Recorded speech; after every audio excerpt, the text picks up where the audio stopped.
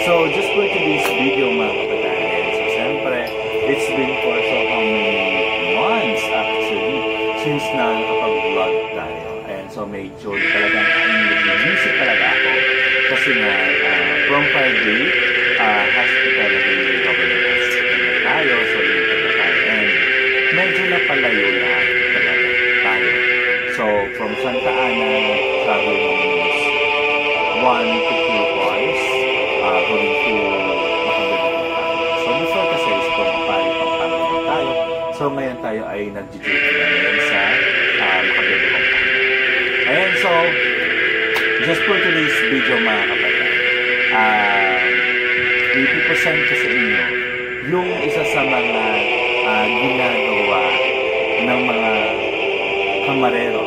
Ayan, kung sasapit o kapag paparating na ang mahal na araw. Ito ang Lenten Exhibit.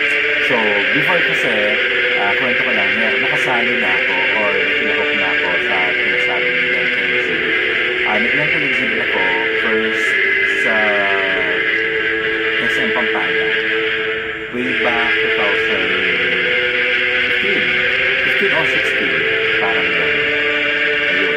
Then after nun, sa SM Baliwang Bulacan.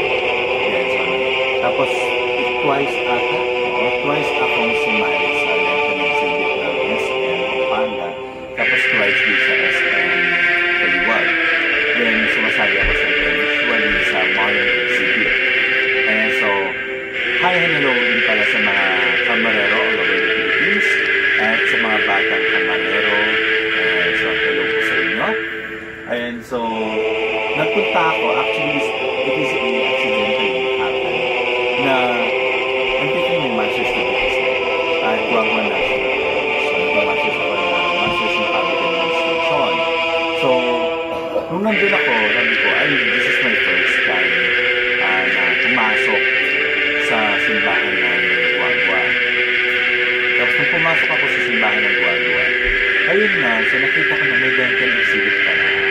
So, ayun, so nag-vlog na ako since nandun na rin ako. Sabi ko, it's been for so many months since nakapag-vlog ako. And, ayun, so tinry ko ulit na mag-vlog. Though, magiging busy ako, pero siyempre, kung may time makakapag-vlog, mag-vlog at mag-vlog ako. Ayan. So, na-amaze lang ako kasi yung mga santa na nakikita ko sa Facebook is nakita ko sila doon personally. Ayan, so for sure kilala nyo kung sino-sino yung mga nandoon na lumahok sa Guagua Lenten Exhibit. Talagang gustong-gusto ko silang makita ng personal, and yet nakita ko sila dun mismo sa simbahan kasi nag-exhibit nga sila. Then after ng exhibit na yan, umuwi na ako.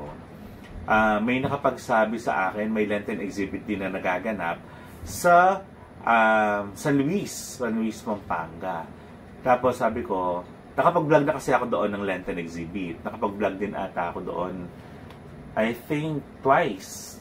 Parang ganon, twice na ako nag-vlog doon. Noon kasi maraming sumasali. Ngayon, I think parang sakto lang, pero ang gaganda talaga nila. Maganda lahat, pati sa Guagua, maganda. Sa SM Pampanga, dumaan ako sa Lenten Exhibit nila.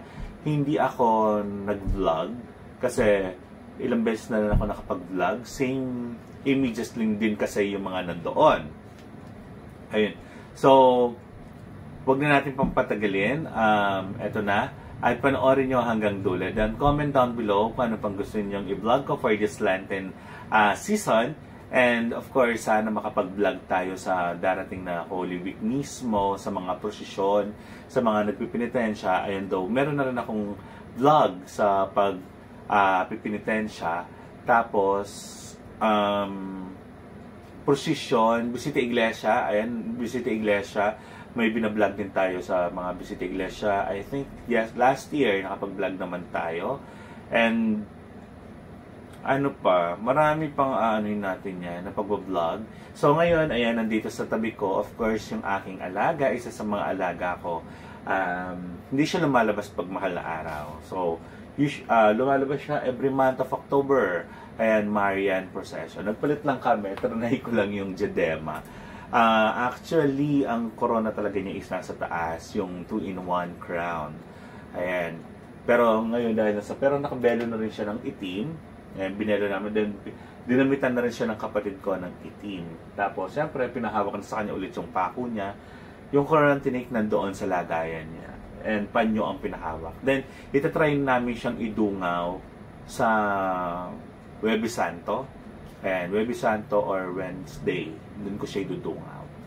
Ayan. So, panoorin nyo hanggang dulo. And don't forget to like, share, and subscribe. Then follow me to my Instagram and to my Twitter account. It's Jessie Samson. JHESSIESAMSON. Then add me and follow me to my Facebook account, of course, January. And so, thank you so much po. God bless us all.